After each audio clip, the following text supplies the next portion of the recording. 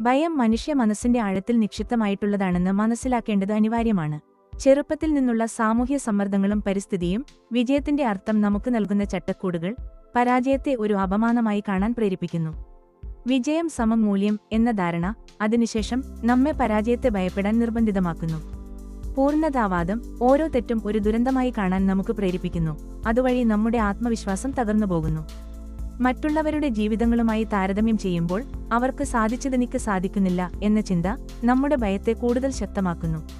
ഈ നെഗറ്റീവ് ചിന്തകളുടെ സമാഹാരം ഞാൻ എപ്പോഴും തെറ്റാണ് എന്നവയെ ഉൾക്കൊള്ളുന്നു ഭയത്തെ ഒരു കട്ടിയുള്ള മൂടുപടം പോലെ ആക്കുന്നു.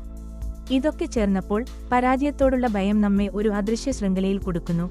അതിൽ നിന്ന് എസ്കേപ്പ് ചെയ്യാൻ ശ്രമിക്കുന്നതും അതിന്റെ ഭീഷണിയിൽ നിന്നും രക്ഷപ്പെടാൻ ശ്രമിക്കുന്നതും വെല്ലുവിളിയാണ്. വിജയത്തെയും പരാജയത്തെയും മനസ്സിൽ കാണുന്നത് വിഷ്വലൈസേഷൻ ഒരു ശക്തമായ മാനസിക ടൂളാണ്.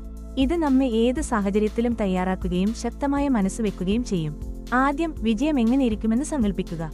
ഉദാഹരണത്തിന്, നിങ്ങൾ ഒരു പരീക്ഷയിൽ മികച്ച മാർക്ക് നേടുന്നുവെന്ന് കണ്ടുകൊണ്ട് അതിന്റെ സന്തോഷം, അഭിമാനമെല്ലാം മനസ്സിൽ അനുഭവിക്കുക. ഇത് നിങ്ങളെ പ്രേരിപ്പിക്കുകയും ശ്രമിക്കാൻ പ്രേരിപ്പിക്കുകയും ചെയ്യും. പിന്നെ പരാജയത്തെക്കുറിച്ച് ചിന്തിക്കുക. പരീക്ഷയിൽ പരാജയപ്പെട്ടാൽ എന്താണ് സംഭവിക്കുക? അധികം വിഷമിക്കേണ്ട കാര്യമില്ല. അതൊരു പാഠമായി എടുത്ത് അടുത്ത തവണ മെച്ചപ്പെട്ടുകൊണ്ടുവരാം. പരാജയത്തെ ഭയക്കാതെ അതിനെ ഒരു പടിയായി കാണാൻ ഈ രീതി സഹായിക്കും. ദിവസവും രാത്രിയിൽ മുമ്പ് ഒരു നിമിഷം ഇത് പരിശീലിക്കുക. വിജയത്തെയും പരാജയത്തെയും മനസ്സിൽ കാണുന്നത് നിങ്ങളെ കൂടുതൽ ശക്തമാക്കുകയും മനസ്സിനെ ശാന്തമാക്കുകയും ചെയ്യും. ജീവിതത്തിലെ ഏത് സാഹചര്യത്തിനും മുൻകൂട്ടി തയ്യാറാകാൻ ഇത് സഹായിക്കും. അതിനാൽ വിജയത്തിന്റെയും പരാജയത്തിന്റെയും രണ്ട് വശങ്ങളും മനസ്സിൽ വെച്ച് നിങ്ങൾക്ക് ജീവിതത്തിൽ വിജയം നേടാം.